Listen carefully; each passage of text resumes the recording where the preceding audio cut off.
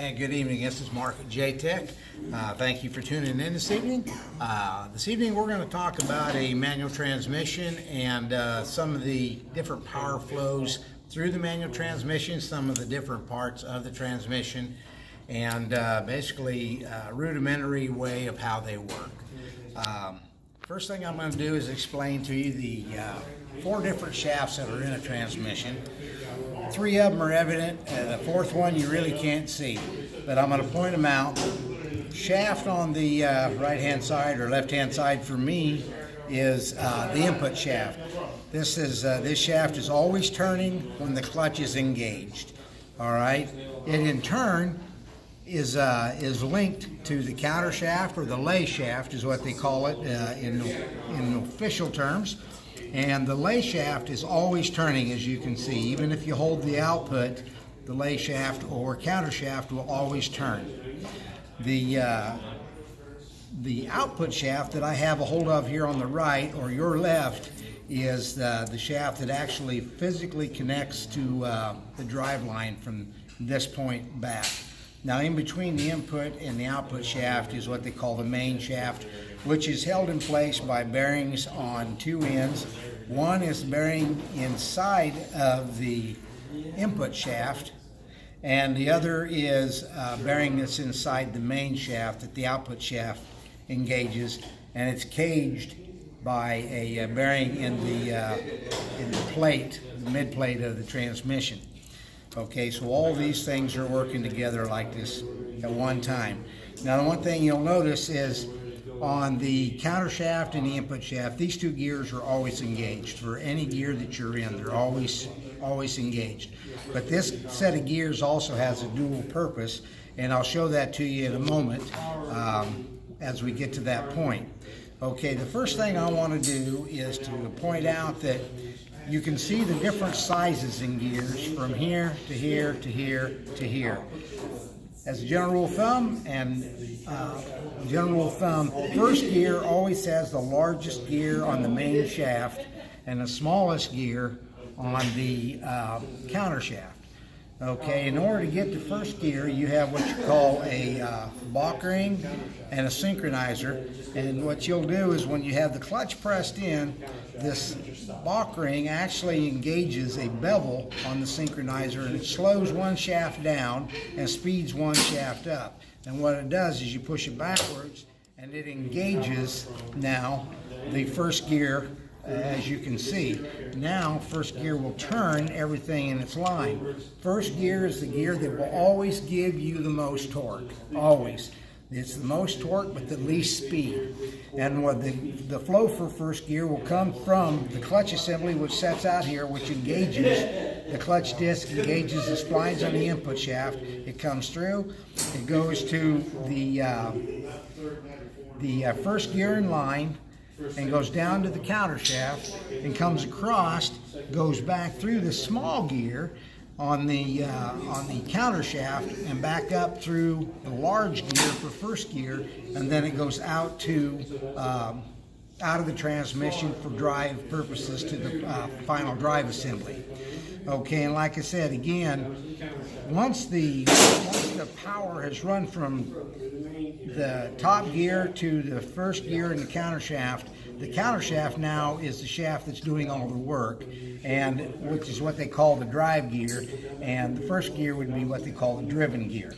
So that's how you get your torque there. Now we're going to go to second gear, and as you notice, when I push the fork forward, it will come forward to this next set. Just like that. Now we have second gear in line. Again, the power flow comes from the clutch over to the first set of gears, down to the counter shaft. It comes across, but now it stops at this gear, and this gear is driving the gear just above it, which is second gear.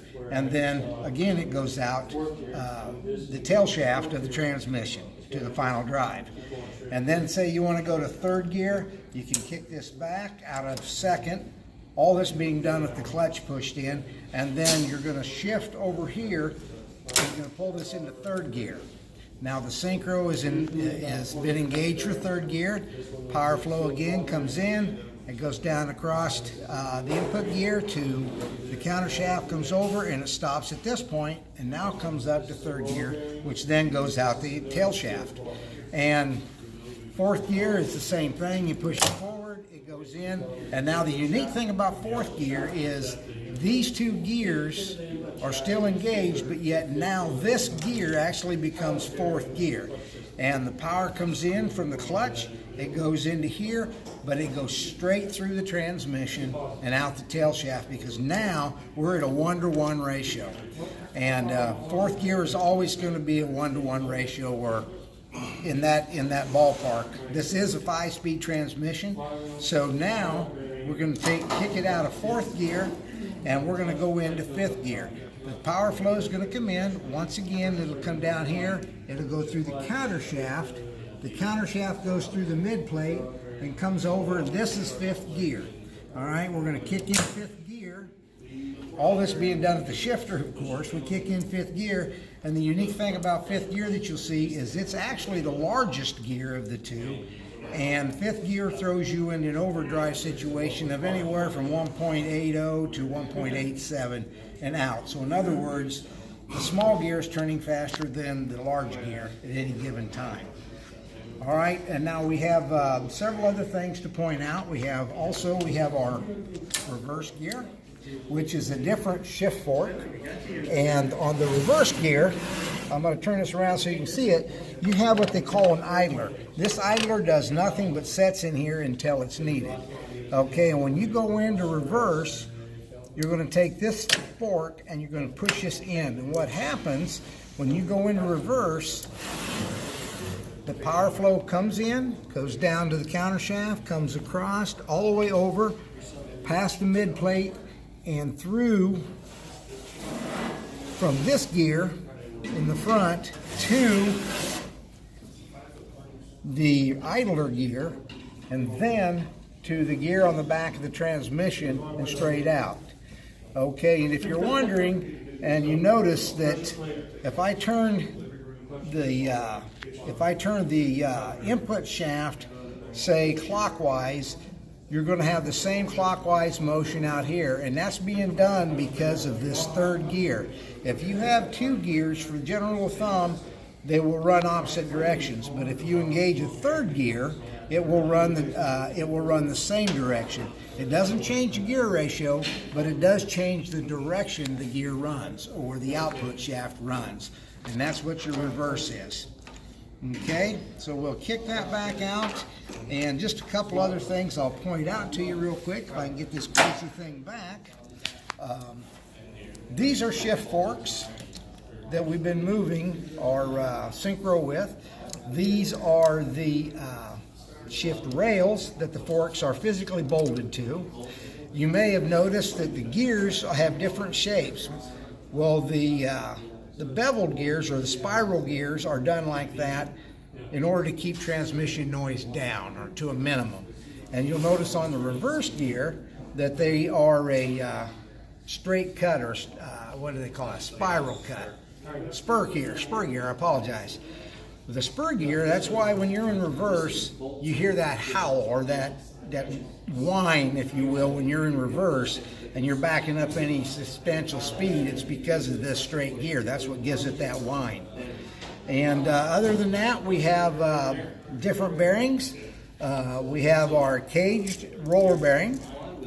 We have a sealed ball bearing on basically on the end of all the shafts, except for the front end of the counter shaft, which has a open ball bearing.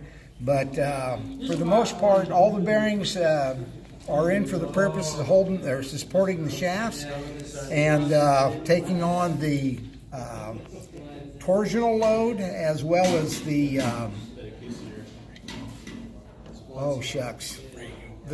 the radial load of the gears. What I mean by radial load is any gear will have a tendency to try to drive itself apart, and that is what they call the radial load. And that's where ball bearings are excellent for that. They're caged and they can withstand a lot of pressure. As far as lateral movement, they don't stand near as much pressure laterally, but they have bearings in here that are designed to do that. and they're the bevel bearings, which you can't see. So I guess for the most part, that's pretty much the inner workings of a manual transmission. I know it probably wasn't the best explanation, but it's the explanation I have for you. And I hope it was informative, and if you ever decide to take on one of these little monsters, I would say don't let it scare you. Just keep track of where your parts go and understand how they came apart, and put them back together. Being orderly is one of the best things you can do when you take something like this apart with all these different gears and bearings and stuff. So again, thanks for tuning in. I appreciate it. Have a great evening.